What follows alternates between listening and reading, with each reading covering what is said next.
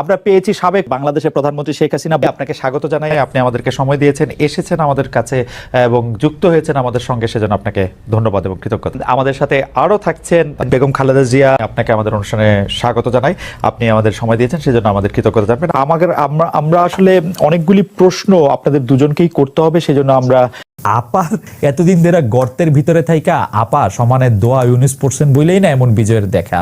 পলানোর সময় সেই মানুষগুলির কথাও মনে পড়লো না শেখ হাসিনা। আপা আপনার একটু মন্তব্য শুনতে চাই, আপনি আমাদের একটু বলবেন জুলাই অভ্যুত্থানের ফল। দেশবাসীর কাছে আমি বিচার চাই, কি অপরাধটা কি করেছি যে এইভাবে, যেখানে আমি মানুষের ভাগ্য পরিবর্তনের কাজ করে যাচ্ছি, মানুষের জীবন মান উন্নয়ন করেছি। আজকে বাংলাদেশ সেই 2008-এর বাংলাদেশ আর 2024-এর বাংলাদেশ তো এক না। বাংলাদেশের মানুষের জীবন মান তো উন্নত হয়েছে, আমাদের অর্থনীতি আজকে কত কত উপরে উঠে গিয়েছিল, এবং এটা মনে হলো যে এটা আর কিছুই না, এটা আমাদের অর্থনীতিকে সম্পূর্ণ পঙ্গু করে দিয়ে বাংলাদেশকে আবার ভিক্ষুকের জাতি করে দেওয়া, এটাই বোধহয় এদের পিছনে ষড়যন্ত্র। সেটাই হচ্ছে সবথেকে দুঃখজনক, যে দিন রাত অক্লান্ত পরিশ্রম করে বাংলাদেশটাকে যখন একটা জায়গায় নিয়ে আসলাম, আজকে সেখানে দেখি এই একদিকে জ্বালা পোড়া সব কিছু। ঠিক যে প্রতিষ্ঠানগুলি মানুষের সেবা দেয়, আজকে মেট্রো রেলে চড়ে মানুষ কত অল্প সময়ের মধ্যে সময় বাঁচিয়ে কর্মস্থলে পৌঁছাতে পারতো, আবার ফিরতে পারতো। সেখানে ছাত্ররা, চাকরিজীবী, সাধারণ মানুষ সবাই তো যেতে পারতো। সেই স্টেশনগুলি পুড়িয়ে এখন ট্রাফিক জ্যাম, মানুষের কষ্ট। আমি তো কষ্ট লাঘব করেছি, কিন্তু যারা এইভাবে আগুন দিয়ে পুড়িয়ে মানুষের সে কষ্টে আবার ফেলে দিল, তাদের বিচার দেশের মানুষকেই করতে হবে। আমি খালি সকলের সহযোগিতা চাই, আর এইভাবে মায়ের কোল খালি হোক এটা আমি চাই না, কারণ আমি তো বাবা মা সব হারিয়েছি, আমি তো জানি হারাবার ব্যথা কত কষ্ট। কিন্তু সেই কষ্ট বুকে নিয়ে তো ফিরে আসতে এদেশের মানুষের জন্য। এখানে আমার তো কোনো চাওয়া পাওয়া নাই, আমি তো আমাদের ছেলে মেয়ের জন্য কিছু করিনি, শুধু তাদের লেখাপড়া, নিজেরাই চাকরি করছে, নিজেরাই পড়েছে, আমি কতটুকু করতে পেরেছি, কিন্তু আমি দেশের মানুষের জন্য করেছি। আজকে অন্তত মানুষের ভাত কাপড়ের ব্যবস্থা, চিকিৎসার ব্যবস্থা, তাদের কাজের সংস্থা সবই তো করে দিচ্ছিলাম। যখন আমরা এক উন্নয়নশীল দেশে মর্যাদা পেলাম, তখনই এই তাণ্ডব করে ঠিক যে জায়গাগুলি মানুষের সেবা করবে সেই জায়গাগুলিতেই আঘাত। শিক্ষা প্রতিষ্ঠানে হল ভেঙে দেওয়া, সবচেয়ে দুর্ভাগ্য যে ভিসির বাড়িতে আগুন দেওয়া। এর আগেও একবার ঢাকা ইউনিভার্সিটিতে ভিসির বাড়িতে আগুন দিয়েছিল, আপনাদের মনে আছে। রংপুরে সেখানে আগুন দিয়েছে, ময়মনসিংহ কৃষি বিশ্ববিদ্যালয় থেকে শুরু করে বিভিন্ন জায়গায় এই তাণ্ডব চালিয়েছে। রাজশাহীতে এই তাণ্ডব চালিয়েছে। বিশ্ববিদ্যালয়গুলিতে সেশন জট ছিল, আমি সরকার আসার পর থেকে কোনো সেশন জট নাই।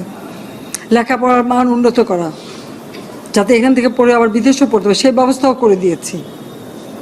কিন্তু তারপরেও কোটা সংস্কার আন্দোলন, কোটা তো আমি বাতিলই করে দিয়েছি। আমি আহ্বান করেছিলাম যে একটু ধৈর্য ধরো, হাইকোর্টে শুনানি হবে,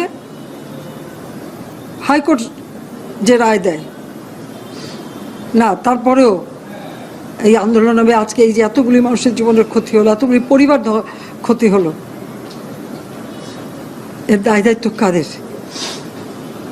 আমি দেশবাসীর কাছে সেই আহ্বান জানাবো যে এই ধরনের ধ্বংসযজ্ঞের জন্য এই দেশকে নিয়ে আর কেউ চালাতে না পারি। আমি সকলে সাহায্য চাই, আর আমি চাই না এভাবে মায়ের কোল খালি হোক আর এভাবে মানুষ অসহায় হয়ে পড়ুক। এই হাসপাতালটাই তো আজকে আপনারা দেখেন কত সুন্দরভাবে করে দিয়েছি। কিছু নেই হাসপাতালে, একটা লিফটও ছিল না আমি যখন সরকারে আসি।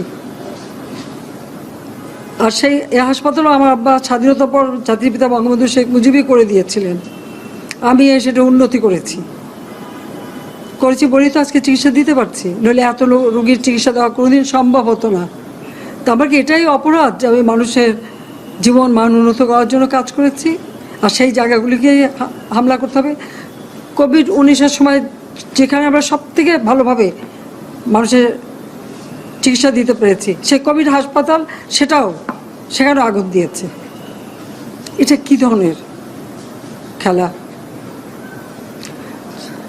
যাক, আমি আর কিছু বলতে পারি না। আমি যে এগুলি এক একদিন দেখি আর শেখ হাসিনা আপনাকে অনেক ধন্যবাদ, অনেক ধন্যবাদ। বেগম খালেদা জিয়া, আপনি গণতন্ত্রের পক্ষে লড়াইয়ে সামিল হতে বলছেন, প্রশ্ন কেউ কেউ করছেন, প্রশ্ন উঠছে, আপনি কি এইসব মামলা মোকদ্দমা থেকে মুক্তি পেতে ডক্টর মোহাম্মদ ইউনূস সরকারেরই পরিবর্তন চাইছেন? বিসমিল্লাহির রহমানির রহিম।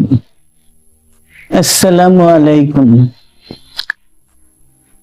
দীর্ঘদিন অসুস্থ থাকার পর আপনাদের সামনে কথা বলতে পারার জন্য আল্লাহর কাছে শুকরিয়া আদায় করছি।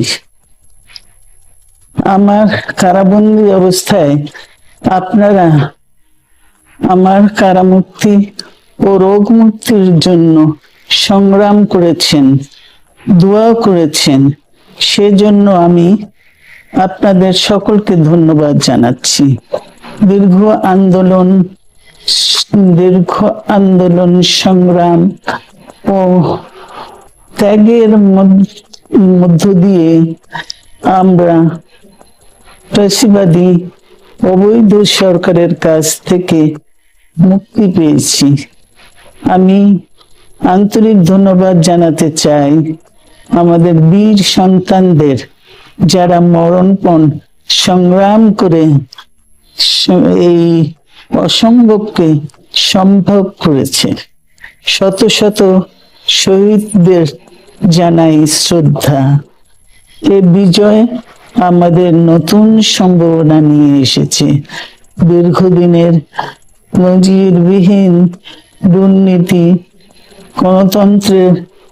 গণতন্ত্রের ধ্বংসের স্তূপের মধ্য থেকে আমাদের নির্মাণ করতে হবে এক সমৃদ্ধ বাংলাদেশ। ছাত্র তরুণরাই আমাদের ভবিষ্যৎ। তরুণরা এই যে স্বপ্ন নিয়ে বুকের রক্ত ঢেলে দিয়েছে, সেই স্বপ্ন বাস্তবায়নে করতে মেধা, যোগ্যতা, জ্ঞান ভিত্তিক গণতান্ত্রিক বাংলাদেশ গড়ে তুলতে হবে।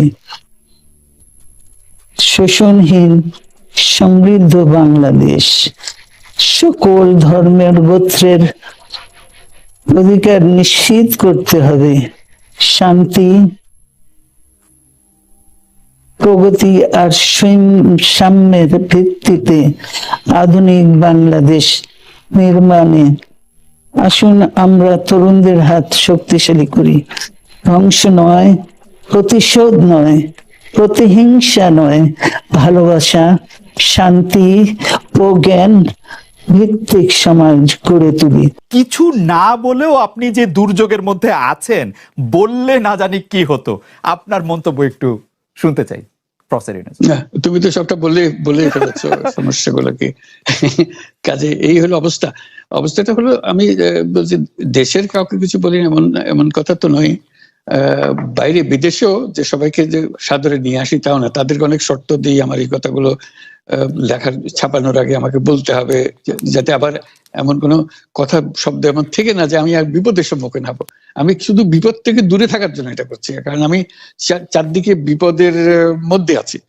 কাজে কথা না বলা, এটা একটা নিজেকে রক্ষা করার একটা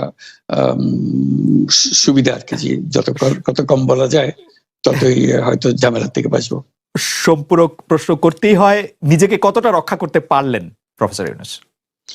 পারলাম না তো, এত তো খালি বাড়ছে। এখন তো বড় কঠিন অবস্থার মধ্যে পড়ে গেছি। কিছুদিন আগে হয়তো খবর পেয়েছে, এই মাসের মধ্যেই যে 12 তারিখে যে ঘটনা ঘটলো, যে আমাদের অফিসের মধ্যে ঢুকে গেল লোকজন, ঢুকে বললো যে এটা আমরা এখন দখল করলাম, এখান থেকে আমরা চালাবো। এটা কি ধরনের আবদারিকতা!